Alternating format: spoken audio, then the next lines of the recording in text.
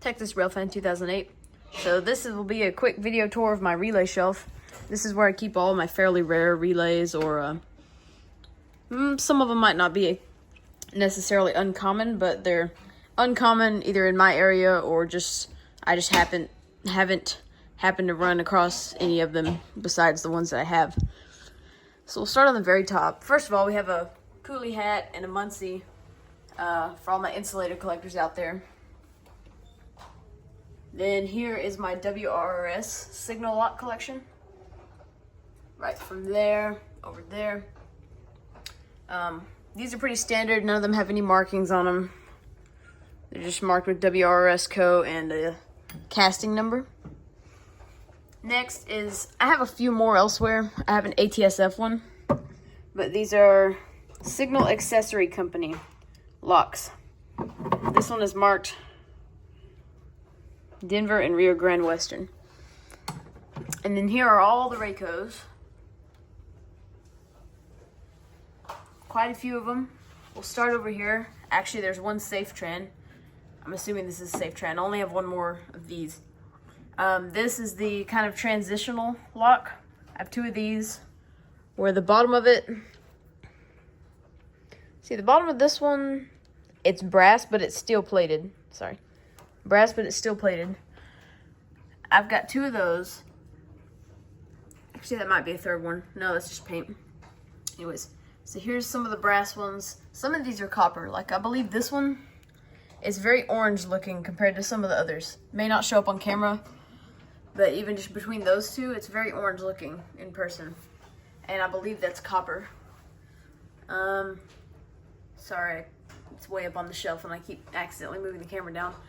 Here's a New York Central System lock, St. Louis Southwestern or Cotton Belt, ATSF, that's a Gulf, Colorado and Santa Fe, GCSF, ATSF, SP, those are some of my favorite, and then just a bunch of no names. So that's all for the Rayco locks. Next we've got, let's see here, we have a Hall Signal Company interlocking relay.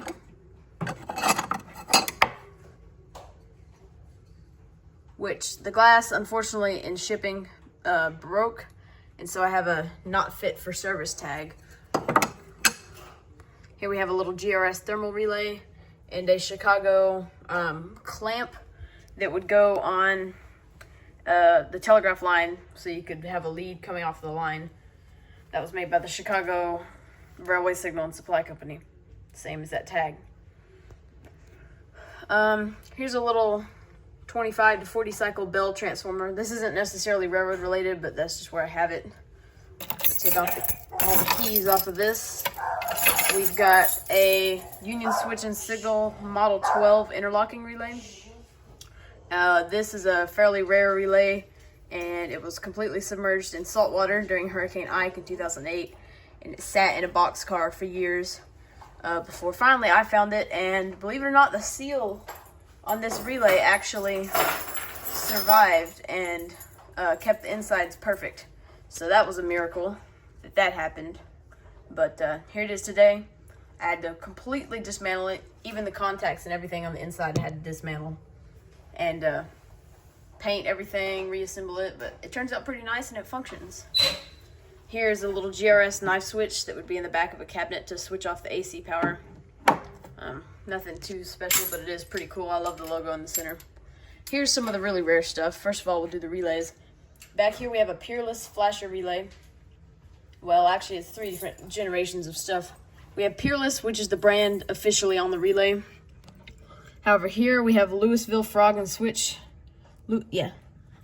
Louisville Frog Signal and Switch Company coils, and those are very hard to see.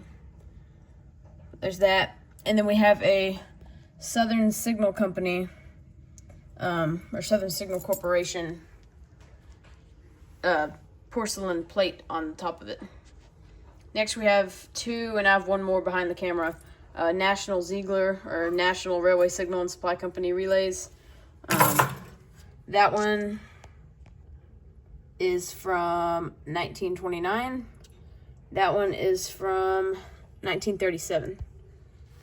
Of course, these are this one's probably from 1929. This one's definitely older. It's just that was the last official inspection date. Here's a Chicago Railway Signal and Supply Company relay.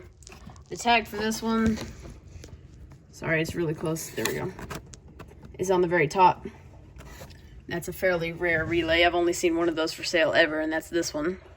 There's another tag next to that. Then we're getting down into the other locks. So in the back here, we have the SPT Co. American locks. Then we have the older UPRR signal locks. These are manufactured by Corbin. They're very small locks compared to a Rayco lock. They're very small. I have 2 of those. Next, we have a Rock Island Lines lock, a Reading Railroad or P&R signal service lock, Missouri Pacific signal locks, 2 nickel plate signal locks. These are the newer, just stamp ones with the letters. Wabash and another nickel plate. Another Missouri Pacific and 2 MKTs. And we have another SPT signal. There we go. Down at the bottom, we have a Peerless Manufacturing Company interlocking relay. Sorry, that was my key ring. This is a model E6, and it's branded with the Transport Products Corp on the inside. It's from 1961 is the last inspection date. And that was just when a new contact was added, according to the sheet there. The original date is 1946, actually. I just saw that. Next, we have one of my favorite relays. This is a Union Switch and Signal Centrifugal Frequency Relay. So this would be used on AC track circuits, commonly on the Pennsylvania Railroad and later the Conrail. This relay basically uses centrifugal force of an armature that's spinning, and there's weights that swing out whenever the armature is spinning, and the swinging out of those weights moves armatures, which moves the contact assembly in there. Here we have various locks. This one is a St. Louis and Santa Fe, or I think that's what that stands for. I might be wrong though. Anyways, it's basically a Frisco switch lock. Sorry. Now all 3 of these are Mopac Lines maintenance away locks. So these 2 are the same. This one is the newer. I believe it's a frame. Yeah, frame. There's the logo if I can get that. There we go. These all use the same key. These 2 are also frame, I believe. Yeah. Yeah, frame. There's the same keyway. Very cool locks. All these work very great. Next we have 3 different Mopac switch locks. Here is a Slaymaker, I believe. No, sorry, this is the frame. That's Slaymaker,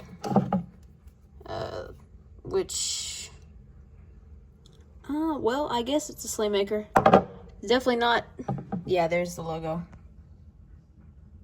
It's hard to see. My camera's not wanting to focus. It's very dark in here, sorry.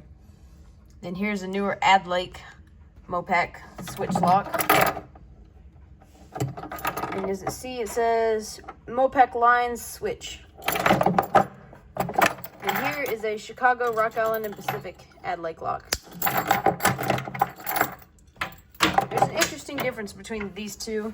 This one's hasp or shackle is actually rounded, as this one is a square, almost rectangle that's bent. It's very odd. Here we have an original Mopac workers keychain, or sorry, keys, I should say. The keychain was basically in just a bunch of different segments when I got it.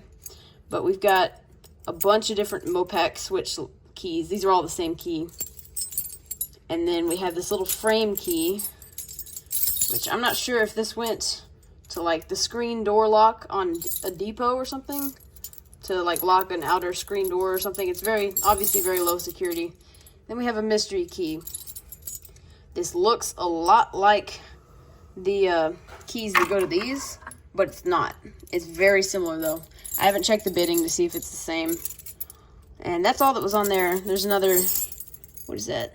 Ilco something blank. Oh, sorry, no, that's I believe that was a GM motor vehicle key. So anyways, that's a pretty cool original keychain. Oh, by the way, this Frisco one is an older Adlake. Alright, well, first of all, blocking the door. Down here we have a much newer DX13 from the 50s. This one's in pretty great shape. I believe it came off the Rock Island. Still got the little tag on the bottom. And, so yeah, this one's in great shape. I haven't tested it, but I'm going to assume that it works since it's in such perfect condition. In here we have a few things. We have 2 slow release vane relays. And we have a P4 in the middle. And these are some different battery oil bottles that were used to keep the acid in the batteries from evaporating. Here's a close-up of the insides. Pretty cool. These are both only tracker control. They don't have any local coils, so they're just a basic relay. Down here we have 2 Model 13 relays. This is like the neutral relay version of the Model 12 interlocking relay that was way up there. One's a 2 ohm and one's a 500 ohm, I believe. Here we have a much older DP14 polar relay. This came off the MKT. Right there you can see the MKT stamp, and as well it has a D in there, and that D stands for the Denison, Texas Signal Shops. Pretty neat.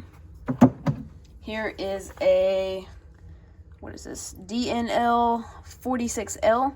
This is a charge rate control relay. So it would control the charge rate of batteries in a crossing. Basically it would activate whenever the crossing was activated and keep the batteries charged at a higher rate because the crossing would be drawing more power. Here's a Type W light out relay by GRS. The glass on this one, I don't know if you can tell, is actually quite purple. It's been sitting in the sun for a while. This is an old relay from the 40s, 1942.